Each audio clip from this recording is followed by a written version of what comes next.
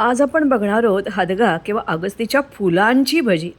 अत्यंत रेअर, तुम्हाला 5 स्टारमध्ये पण मिळणार नाहीत अशी.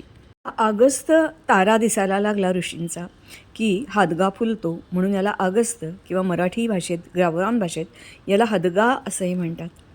अत्यंत उपयुक्त, गुणकारी, जणू संजीवनी बुटी अशी ही वनस्पती. हदगा किंवा अगस्त आता फुलू लागला आहे. त्याच फुलांची ही खुसखुशीत भजी. फुलं तोडून घेतली, त्याच्याचबरोबर हा सगळा मसाला एकत्र करून घेतला, त्याच्याबरोबर बेसन घेतलं आणि आपल्या घरात असणारी नेहमीची गोडी चटणी आणि हिरवी चटणी ही बाहेर काढून ठेवली. थंड असेल ती जरा नॉर्मल टेम्परेचरला येण्यासाठी.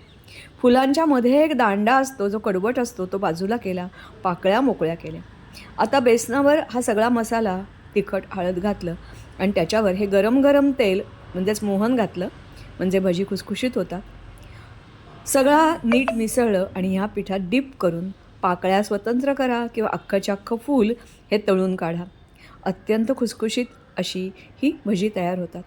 दही, भात किंवा मेथीचा पराठा आणि अर्थातच ही साईड डिश आहे, पोट भरणारी नव्हे.